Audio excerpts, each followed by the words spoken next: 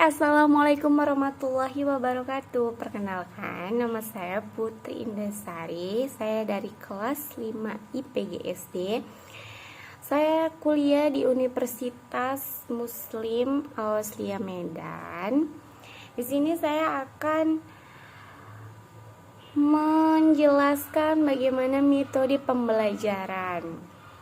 Nah, langsung saja yang akan kita bahas adalah yang pertama itu pengertian, macam-macam, fungsi, tujuan, dan yang terakhir adalah kesimpulan.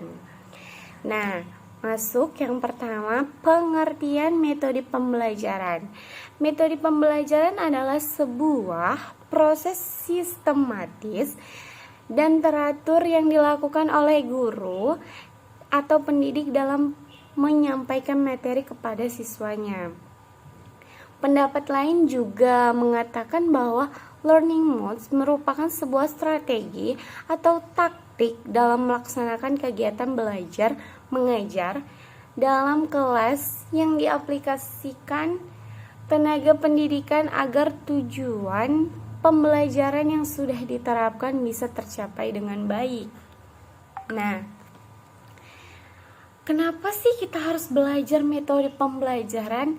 Apalagi kita seorang pendidik harus menggunakan metode pembelajaran dan harus memahaminya, bahkan akan menciptakan proses belajar mengajar yang sangat efektif dan efisien. Selain itu, siswa juga menjadi lebih tertarik dan tidak gampang bosan.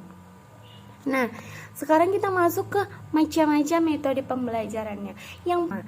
Metode ceramah ini adalah salah satu metode pembelajaran yang kontroversial atau sering kita lakukan. Seorang guru harusnya bisa menggunakan metode ceramah lebih menarik agar tidak cepat bosan siswanya ya.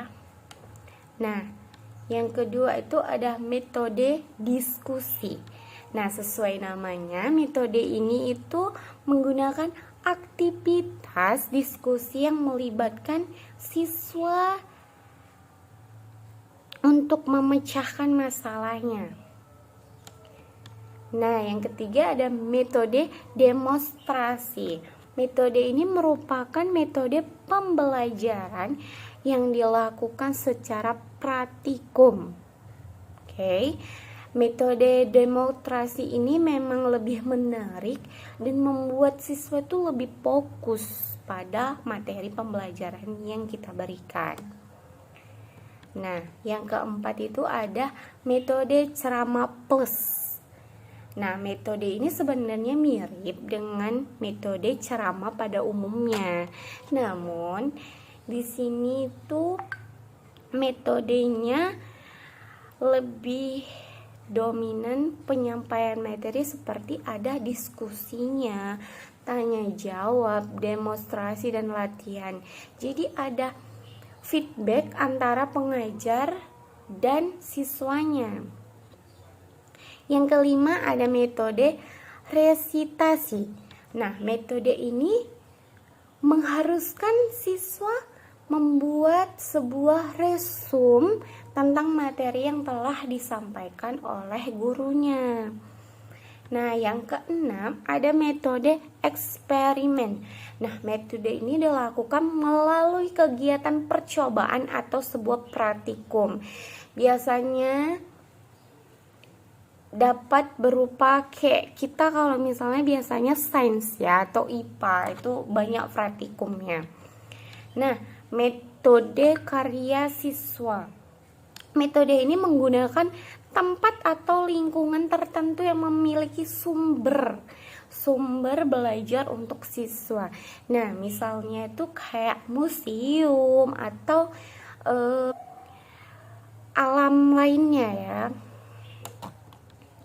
Nah, yang kedelapan ada metode latihan. Ini merupakan metode pembelajaran yang dilakukan untuk melatih keterampilan siswa.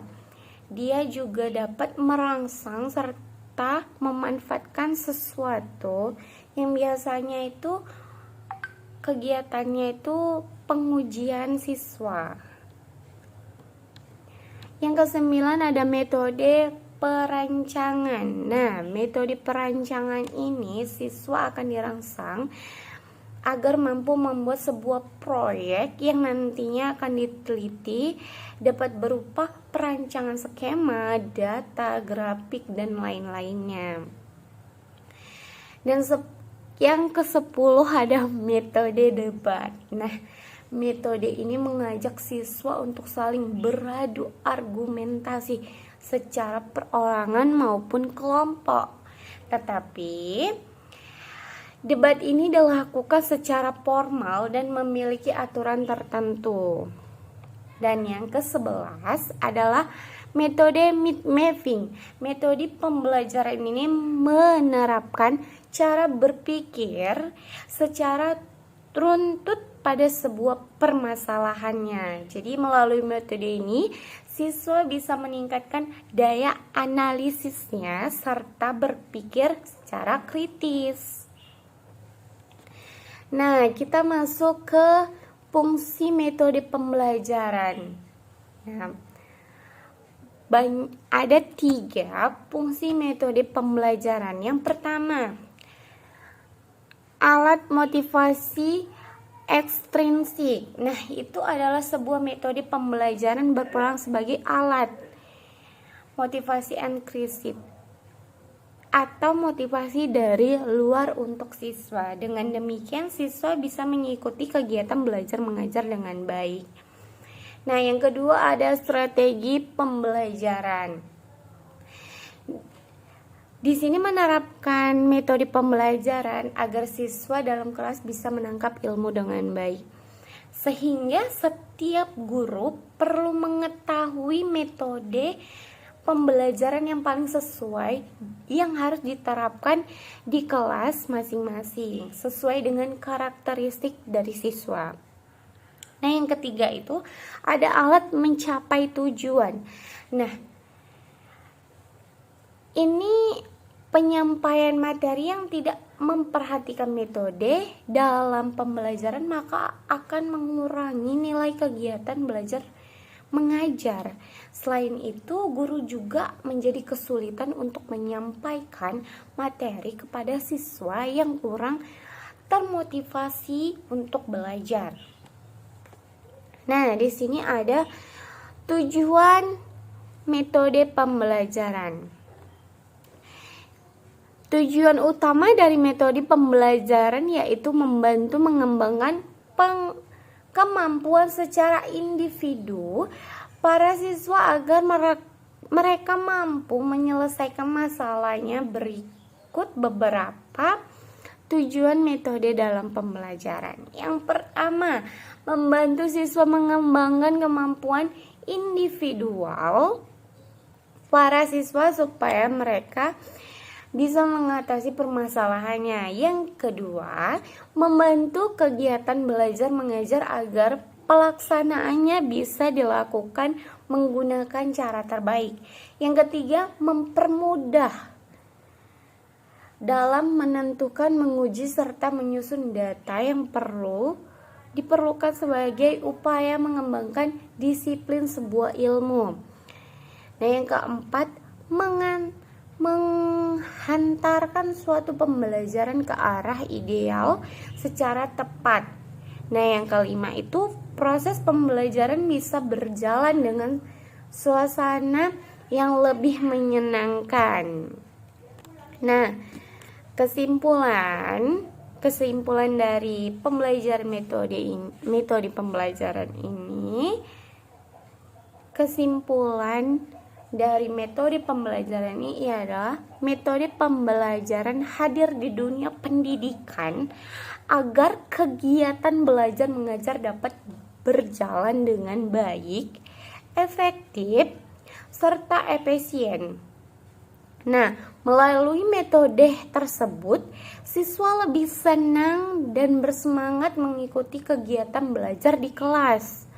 Namun, agar berbagai manfaat metode pembelajaran bisa tercapai dengan baik, maka seorang guru harus memahami terlebih dahulu karakteristik siswanya.